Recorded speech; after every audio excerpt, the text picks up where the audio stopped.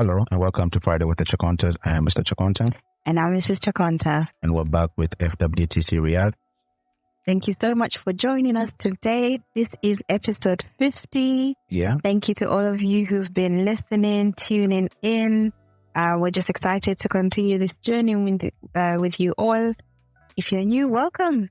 I hope you enjoy this podcast and that you will follow us through the journeys that's to come.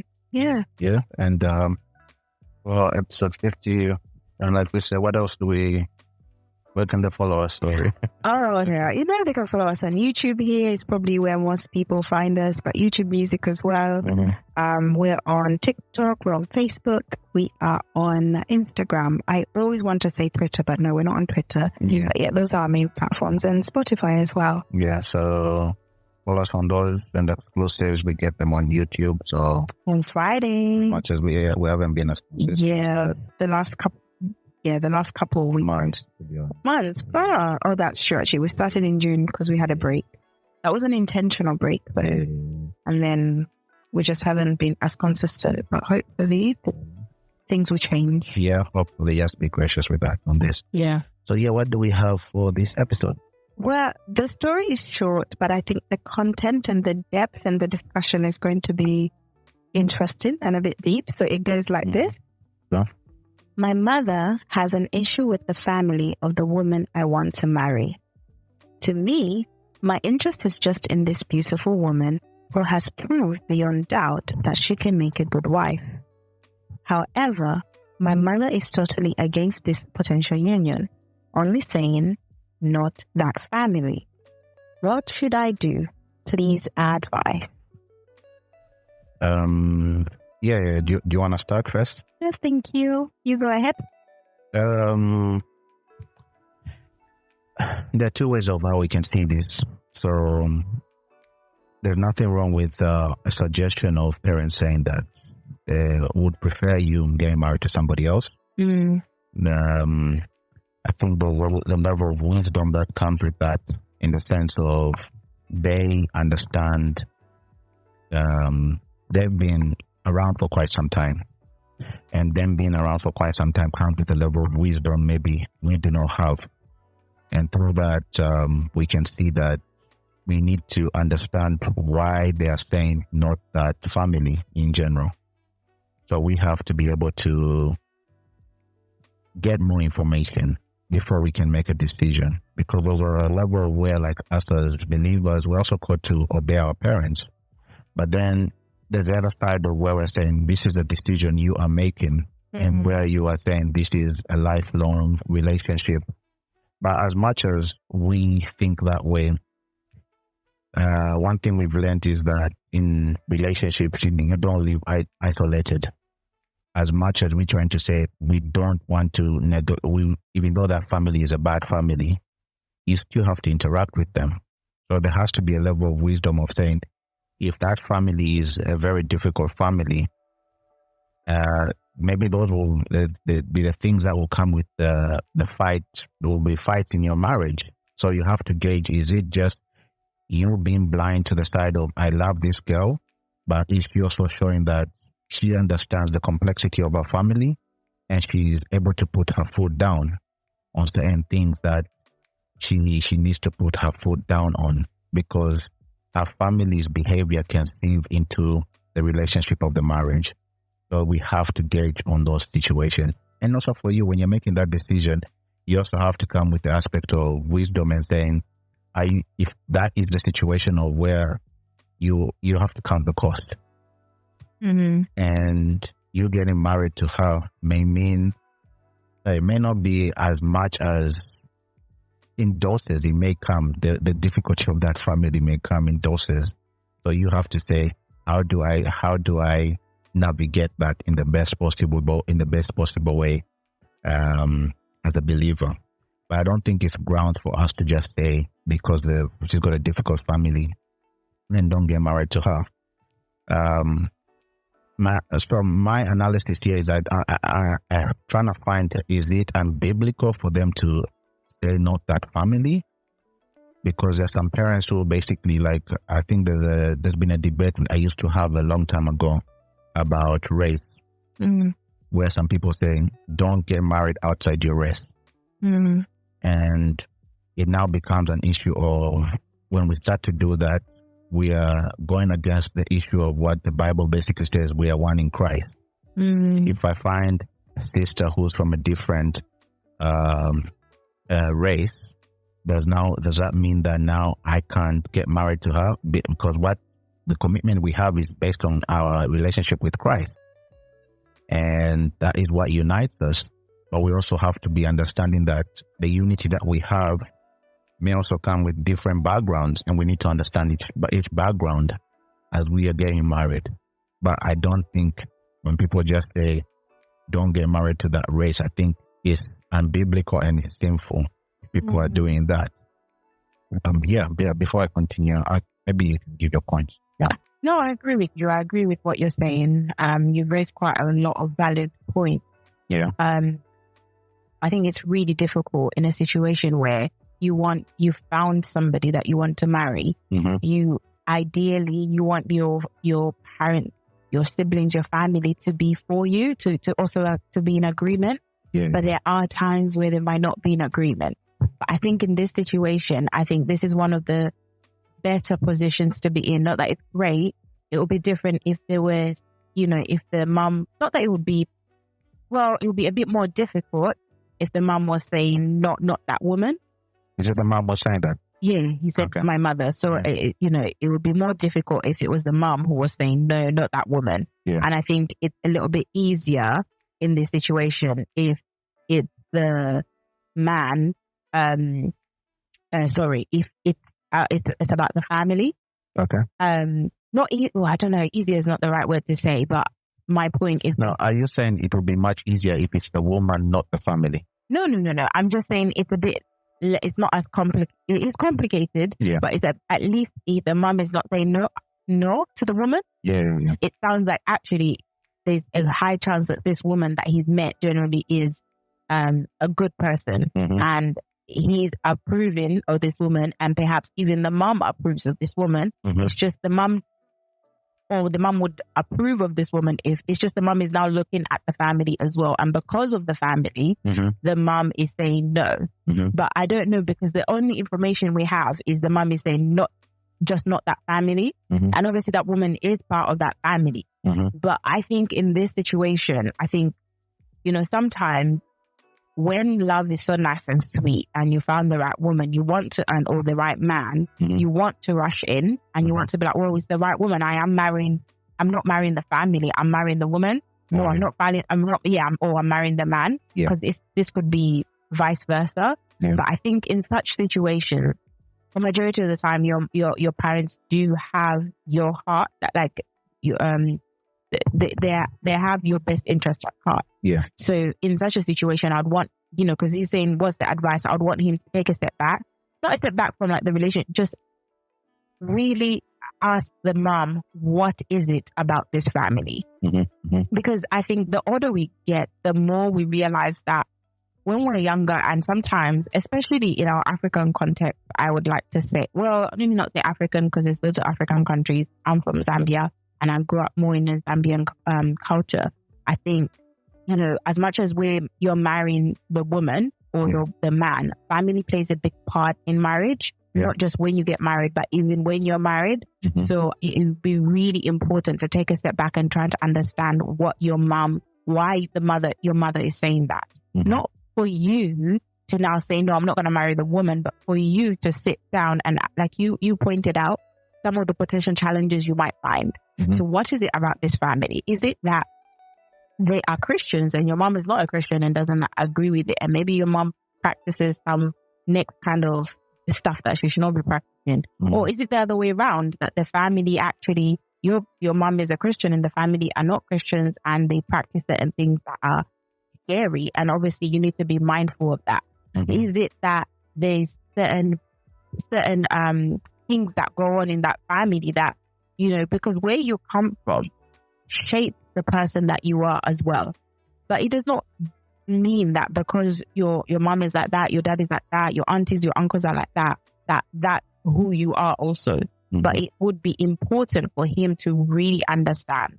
But ultimately, we can't be, I don't think you can say don't marry this person because of that family. Because there are also situations where the woman is the problem, but the fact she comes from a great family, what we would classify as a great family. Mm-hmm. So what now?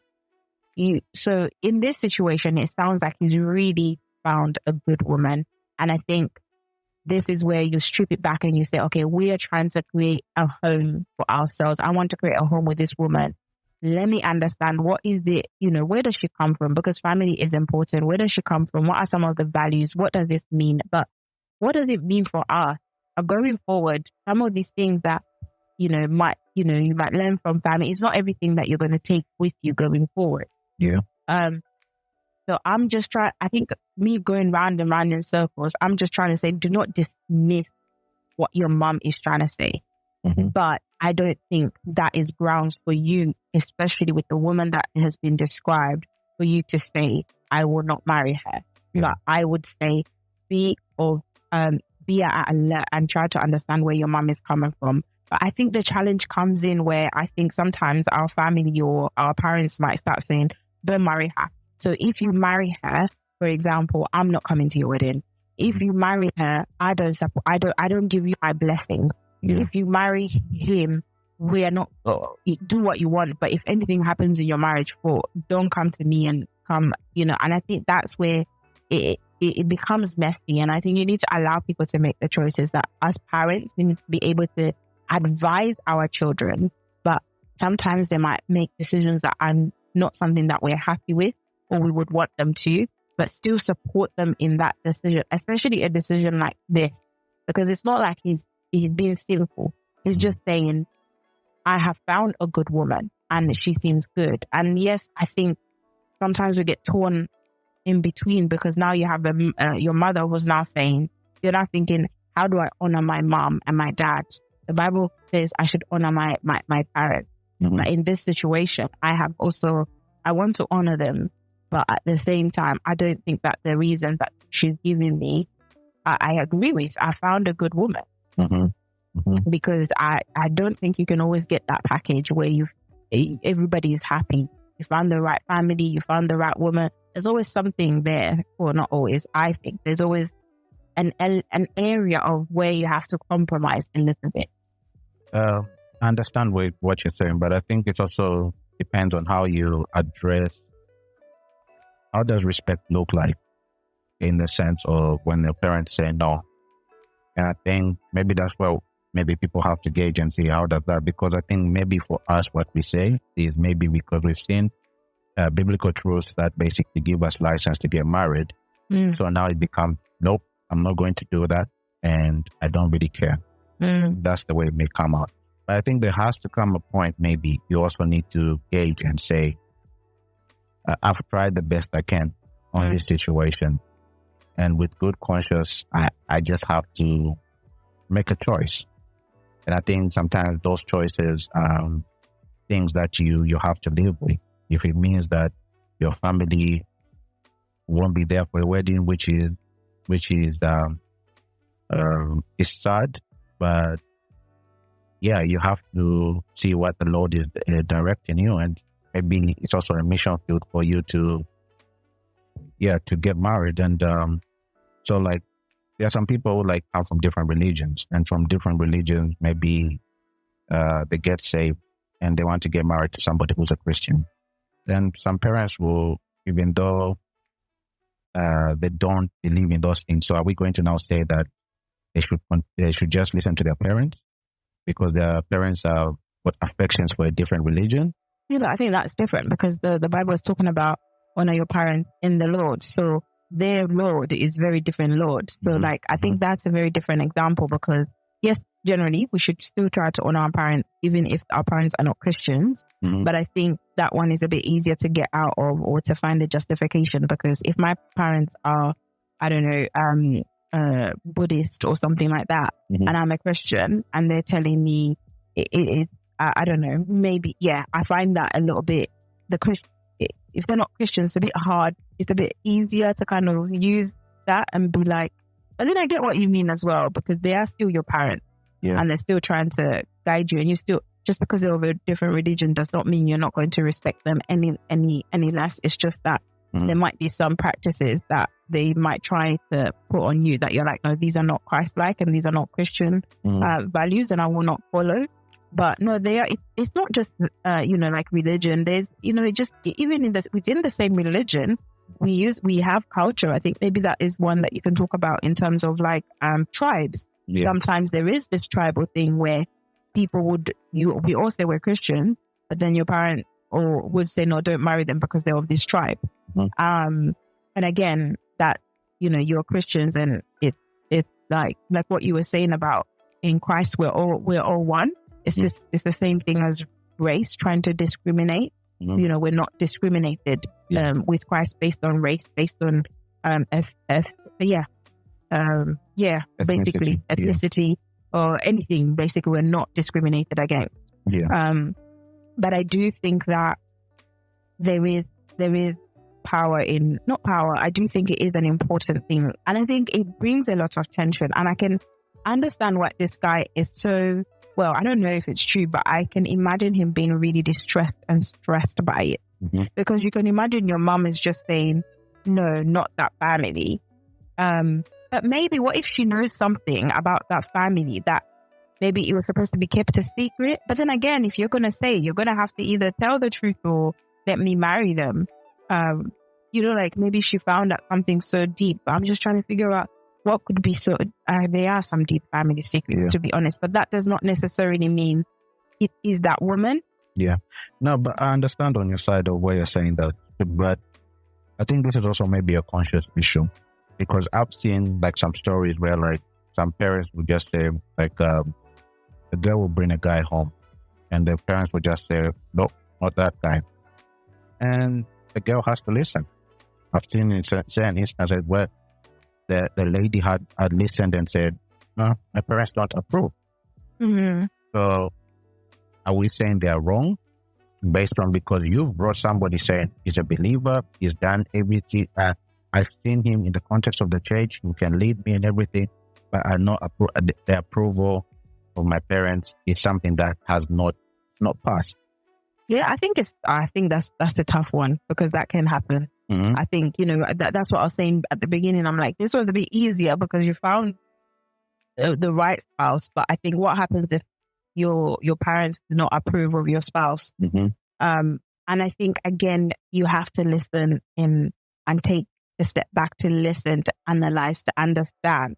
Sometimes that your parents are right, but I don't think all the time they are right. And it's on an individual basis. You won't know unless you and maybe you may not know. And this is why we thank God for his guidance and his direction.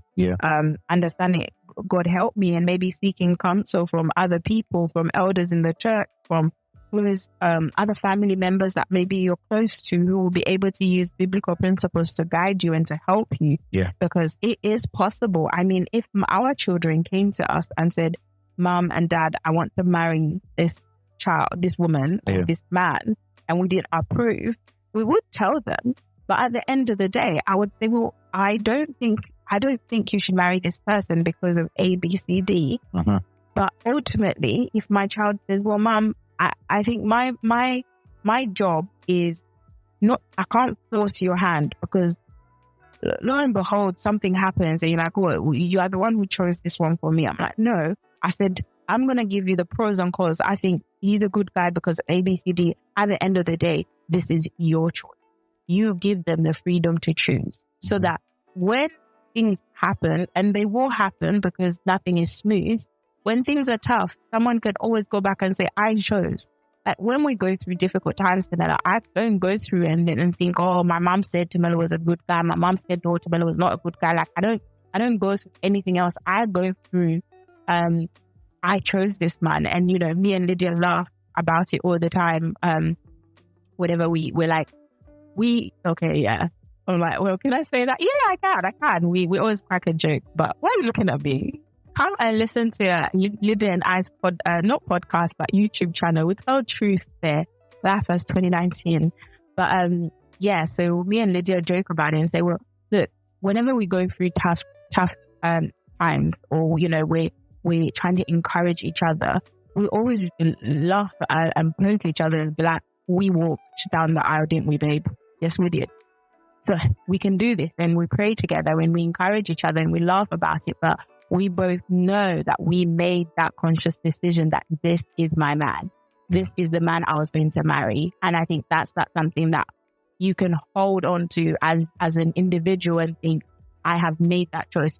It wasn't, this is the man that my family chose for me. This is the man that my friends chose for me. This is a man that I sat down with God and I prayed about it, and I felt that God led me through this. And that also helps in our marriage too. When things are going great, it's easy, isn't it? We enjoy that. Yes, I chose right. Yes, this was it. Mm-hmm. But when we face trials, you're like, you have no one else but you, and you stand with that. But if now as parents, we're using our privilege as parents now to force someone into a particular choice, I think that's difficult. I think we're just supposed to be the guide. But I know it's hard as a parent when you feel like, based on your wisdom and your knowledge and the information you feel like, okay, my child is going to make the wrong decision. But sometimes you might think it's the wrong decision, but sometimes it's their decision. But I think it's hard to let your children make a decision that you feel is not right. But as parents, I think that's something that we're going to have to live with, is allowing our children to make their choices, but, giving them that freedom to be able to speak and to laugh about it, and to that freedom to be able to choose and to go back and think, I made that choice, and therefore I made that choice. I can be content in that and not, because otherwise they're coming back to you and they'll be like, oh, see, I should have picked Dan. I wonder what my life would be like if it was Dan. Yeah, but I think it's also understanding that if you have to go back, you also have to go back with humility because they told you. I think the problem now we have, also the people who are picking, is that we have the attitude of, when we go back, but it happened and all that stuff, but you're not forgetting, or they told you something. So you also have to go with humility and saying that, oh yeah, you picked, you gave me warnings, and these are the things I'm struggling with. And these are the warnings. But I think there's also another element of, I think parents, maybe this is a cautious word to parents. Parents is like, look, you need to allow your children to make mistakes. It's not wrong. And I think this is maybe a challenge I've seen maybe with parenting. You get so invested into your children for a very long time. They become your end-all and be-all. And then now when they start out, the natural process of them now moving away, it becomes a very tough issue of losing grip. Because they are losing grip in the sense of they're leaving the house, they're starting their own thing. But I think parents tend to forget that they also did the same thing. But because they've been conditioned in the sense of, for 20-something years I've been with this person and I've been able to control them and let them know A, B, C, D, it now becomes an issue of where the dramatic change is shocking to the system. So they're basically saying, oh, I'm no longer needed. Oh, I'm no longer A, B, C, D. So I think parents need to be healthy in their interaction with their children, because there will be a time that their children need to go away. And I think that's why we always even say, like, when you're married, the advice is focus more on your marriage, because sometimes some people focus on their children, and when the children come out of the house, they've got nothing to do because they focus so much on the children in that season. So, so more on a caution on their parents. But in this situation, like you were saying, it one thing that I think I'm more encouraged in the sense of, if your parents says no, one thing, the person who's receiving that, have the same faith we have in God is the same faith we should have that God can change their heart on this situation. And I think, as you were also saying, there are certain things of where other people are also involved. As much as we know that marriage is between the two of you, the church is involved. So how does the church help navigate those areas of contention? So elders may come in, they'll speak to the parents, help understand where they're coming, and they'll give you also wise advice on how to proceed. Because as you are doing that, they're also now trying to also soften the heart of the parent. Yeah. Especially like if you're in the same context of like you guys work the same church, it's even much easier. Yeah. Because I think if it's just the two of you, it can be very, very, very difficult in the sense of it's now who's got the loudest voice, and you just don't get along.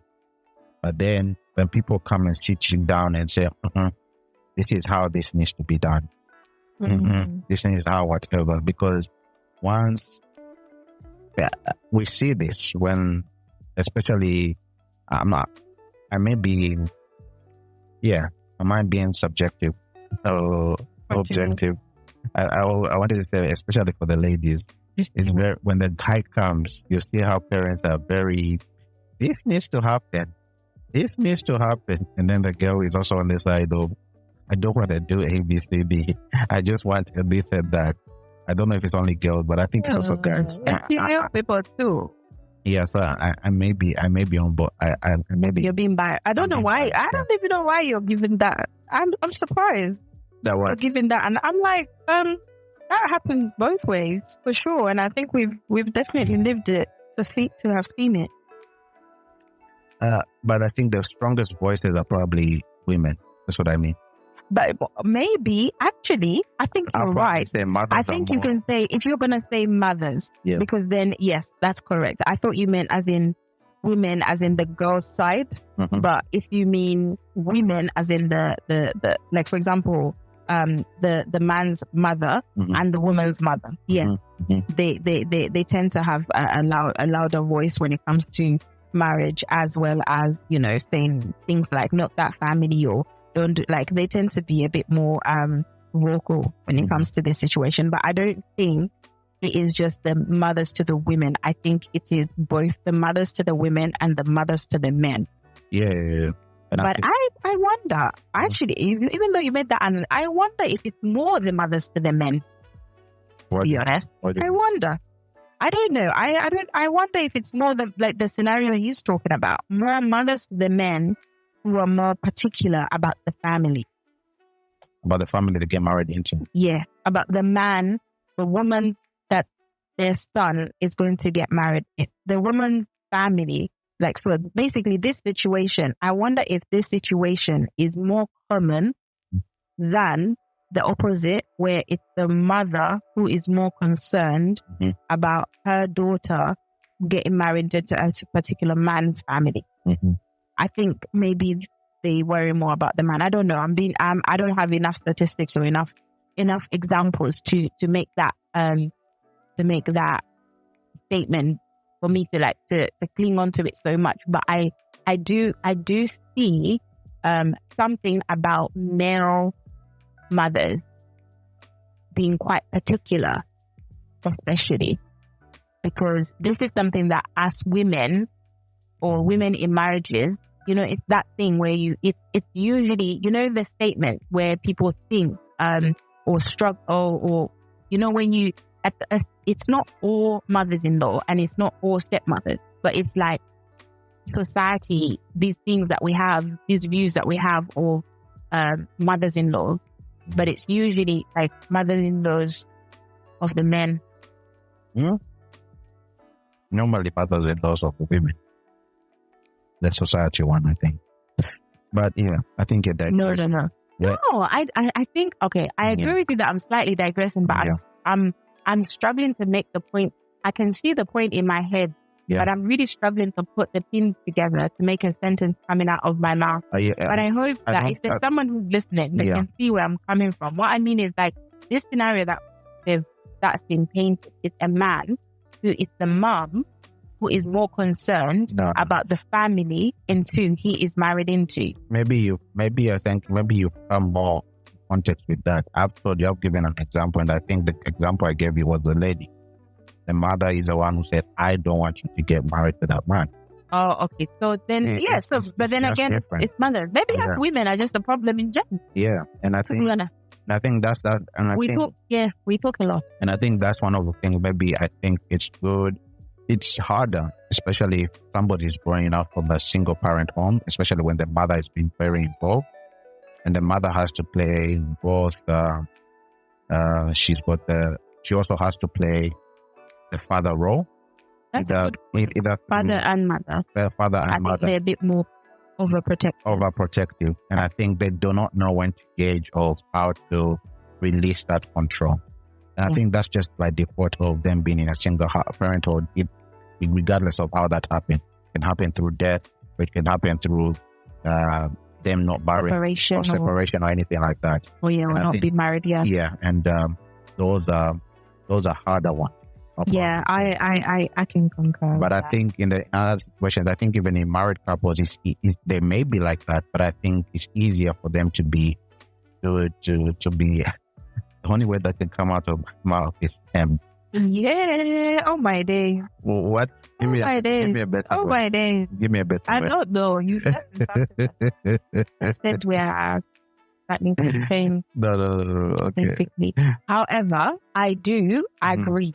Mm-hmm. I have to find another word for you, but I do agree that women who are. Let me apologize. I'm sorry if anybody has heard this and they're like, "Oh, that's not shocking." So yeah, that's the only way that could come out of my mind. Maybe do apologize. Yeah, I'm sorry for that. I can't find another way to help you out. I think I'm going to let you dry. I will let other people come at you in the comments. But I however, that being said, I do feel that I do completely agree with you. I do have, I agree with you that women who are single parents for whatever reason, who have raised a man, it could be male children or what, but a man, like in this case. We're talking about both. I think don't. No. I think I agree. I think it's more on the man.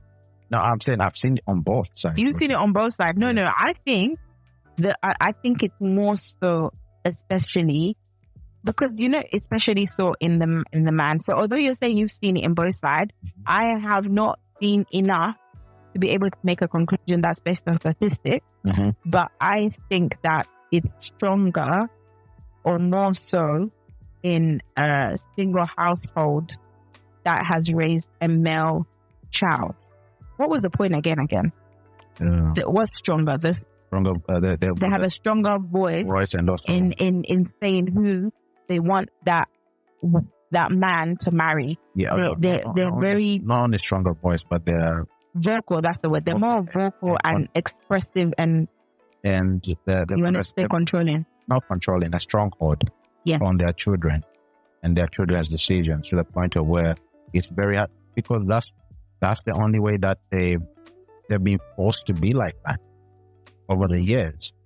And I think sometimes they have to play even a very unnatural role that they have to play by default of, like, maybe being a parent, a double parent of both a male, a father and a mother. And I think when we say that they play a father role, they don't even play it perfectly because they can't play it by nature. Do you know why I say this? Mm-hmm. Right? I think I agree with you, actually. Perhaps it's also the case with the female version, like what you were saying, like, the mother, a single mother who's raised the daughter. Mm-hmm. So yeah, I see where you're coming from, but I think I say this, and it goes back to the point I was trying to raise, is that us women tend to have problems more with our mothers-in-laws. Mm-hmm. Men don't have as much drama with their mother-in-laws as women do, generally speaking. I think they do, in a sense of their mother-in-laws sometimes. No, I mean in general. I don't mean that they don't at all. They will. I think a general statement. Yeah, like, even if you say to someone, like, in the street or in society, like, it's when you find a woman who gets on with their mother-in-law, mm-hmm. it's like, wow, mm-hmm. really, that's great. It's a surprise. It's not very common. Maybe I would say in our context. What do you mean? I think maybe in other contexts. What do you mean context? Our context? Our culture. Oh, maybe. Yeah, maybe that's true. But I don't know. But I do feel like... I think it's also varies. Maybe it's the example we know. Nah, it's just a general thing, babe. It's like when you find a stepmom who gets on, who's really, like, it's not that all stepmothers are not great, but it's when you find a stepmother who is great, it's like we praise it. It's like, oh, wow, That's amazing. That's great. And it shouldn't have to be that case. It should be by default. You are a stepmother, but you're still a mother. You're a great mother. But in general, in society, when you find a stepmother who is a great stepmother, it's actually an acknowledge. It's the thing where we're like, oh wow, that's really good. That's amazing. But we don't say when you find a great mother, we expect mothers to be great. Mm-hmm. So you're not surprised when you see a great mother. You're like, yeah, we expect that. But but it should be a similar expectation with a stepmother. Mm-hmm. It's the same thing I'm saying with the daughters and mothers-in-law. Mm-hmm. There's always tension. There's always something. Mm-hmm. And it's a known thing where when you have a great mother-in-law or a mother-in-law and a daughter-in-law who get along, it's actually something that we pray, we're like, oh wow, that's nice.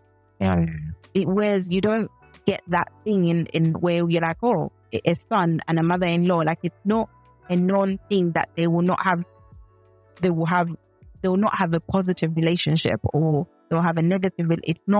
It's just there. Yeah. And I think on their side, I think mother-in-laws and daughter-in-laws seem to have more problems than probably father-in-laws and son-in-law. Yeah. I think maybe I don't know. Or even mother-in-laws and son-in-laws. Yeah, I'll probably say maybe we had to just do father-in-laws, father and mother-in-laws. The difference is very big. I wouldn't say like a son-in-law will have, I think that they may do, but it's not as confrontational maybe as mother-in-laws and daughter-in-laws. And I think it's about, I don't know, maybe it's about territory. Everybody's trying to claim their territory. Yeah, and I think it's stronger, especially in that situation you're describing, where maybe if the mom is the one who has raised that man alone, regardless of the situation. Mm-hmm. But yeah, I think we've digressed a little bit. So based on the context of the story, of the scenario, I think the best thing that the person needs to seek wisdom. And I think wisdom comes from either first talking to God about it and asking God to shape his heart in a particular way that God can speak to the ones who are either having second guesses about this union, and also to you. You may be blinded because sometimes love can be so blinding to the point of where you feel you're doing the right. And I think God also you need to pray for both sides. Lord, search my heart that I'm doing the right thing. And if I had to come to a point of where I had to go against my parents, am I doing it in a conscious, or have you given me peace to do that? And even though I've got the right to do whatever I see it in your word, but help me do the best that I can, live at peace as best as I can. When do I draw the line? And I think the only thing I probably would also add, where it can also help you also make a decision, is bring more people into the conversation. If you've got elders at church, bring them into the conversation so that they can speak into that situation the best possible way. With their counsel, it may be even much easier. And also friends and other people to come and say how they feel about the same situation. And they can give you the best counsel in the best way. And I think they can also speak to the other people who are for reservations. And if it's parents who put reservations, they can speak to them and they can help them also understand how they can be able to navigate that. And also in families, you can also go and maybe talk to uncles and aunties who can speak to your mom better. And they can be able to channel that information in the best possible way. Do you want to add anything to that? No. Yeah. Do we have any comment? Yes, I do. Yeah. I have some pretty. Let me have a look. What everybody else has had to say. Yeah. Oh. Okay. This one's quite good actually. I'll put this one. This one's quite long, but I think it might be good. I will quote you, this beautiful woman who has proven beyond doubt. So this lady has proven worthy to be your wife, but unfortunately your mom has issues with her family. not her, but her family. This makes the situation very uncomfortable but not impossible. Because of you two, reconciliation and peace can come between two families. Love always makes a way. Trouble is if you lose that lady because of family issues, you might not fully love again. Within yourself, you will always remember your lost love, the beautiful one that proved herself beyond doubt. We all respect, honor, and love our parents, and our parents love us too. Pray and talk to your mom. For the sake of the love she has for you and your happiness, may she support you with your decision. I can sense that you generally love that person. You should marry her. Yeah. I agree with that statement. Next one. You have been a good boy for so long now. It's time to be a little bit disobedient. I know where the issue is coming from, but don't be disobedient for just for the sake of disobedience. What do you know it's coming from? I know it's basically saying, you've been a good boy, now it's time to basically be rebellious. And I think you don't just have to be rebellious for the sake of being rebellious. No. I think there has to be a level of wisdom to the point of where you say, I have to make a decision. Yeah. Yeah. Sorry, I thought you finished that. These are two contradicting, but again, they're quite good. Listen and respect your mother. She knows what she's talking about. Just listen to your mother. She probably doesn't understand it herself, but her instincts, you got to trust that. Then another one says, restart your journey in marriage. Your wife, I think you will regret or something. Yeah, but I think those are other sides of where, like, I think there are other people who are basically saying, listen to your mother. And I think it's also becoming from a cultural aspect where, like, the voice of the elders are so amplified to the point of where, like, even though they're not as wise, we tend to give them the benefit of doubt. It's not just about this conversation in general. We're not people who basically by nature go against our elders. Our elders, I mean parents, anybody older than us. We're not a rebellious generation as young people. We're very submissive, and this is how our culture is. And I think maybe in other cultures it's very easier for a young voice to basically come up and say that makes sense. And I think we can also see it in biblical times. It's not because of your age that means you're wise. But you also need to understand that maybe they might be wise about the cultural aspects and take that wisdom. But based on your biblical mandates, it's marry a believer. And that's what you need to focus on. But take it to the Lord, as other people have said, the Lord guides you the best possible way. I've got a few nice ones. Actually, you're saying your mother could be right. Some families are dangerous to marry into. Sometimes parents really do have a foresight, but when you are in love, it's difficult to listen. And I quite agree with this one. Yeah. When love is at its peak at the beginning, it peaks the beginning of love, because it peaks at different times. Yeah. I think sometimes we don't listen as well as we can. Yeah. You're so in love with this woman, you want to be with her, nothing's gonna stop you, but maybe you're not seeing what she can see, because once that all those emotions and hormones just come out, and you now have the reality, the different kind of love. Yeah. And then you start to see these things with shape, and you see how all of this can impact your marriage and your relationship and what her family issues might be. Yeah. You now start to wonder and question. But not that it shouldn't make you marry her, but at least when you know, then you're making a decision that is fully, has all the knowledge. Informed, yeah. And another one said, I think she is your sister. That is, as much as we're laughing, that is possible. I think there's a scenario that we might do that's a bit similar. I think she's your sister. That's very possible. There it is possible. We'll wait for the other side. Let's put that one aside.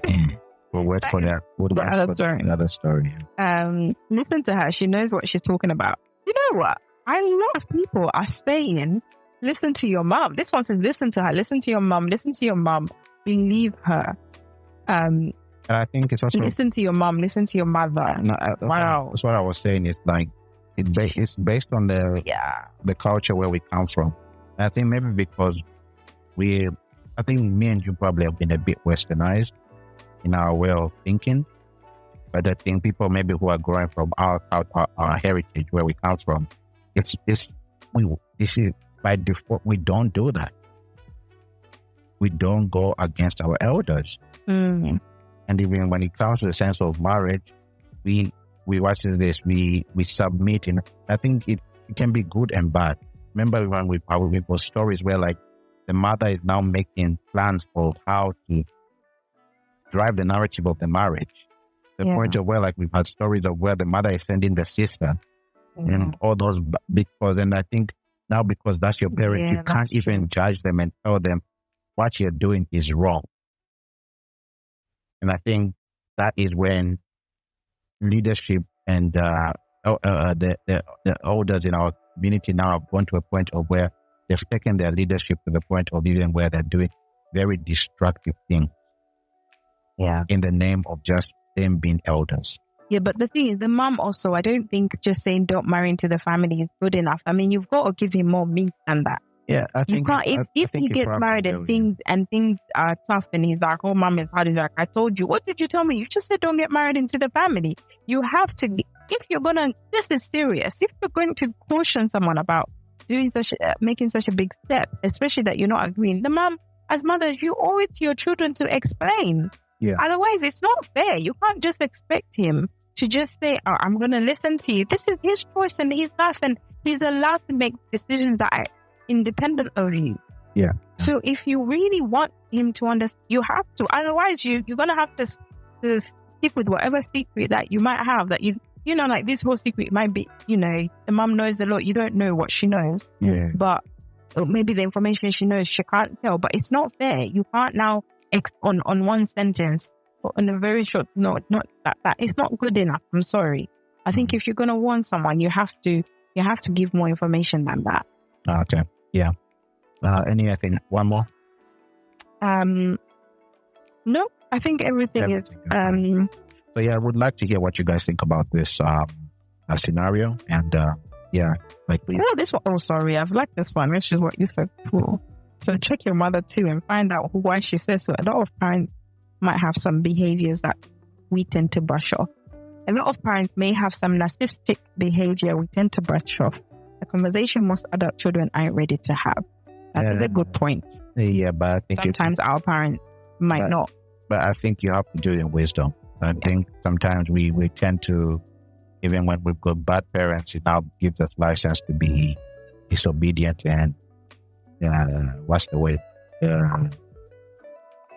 No, I mean disrespectful. Not disrespectful, but to understand the heart.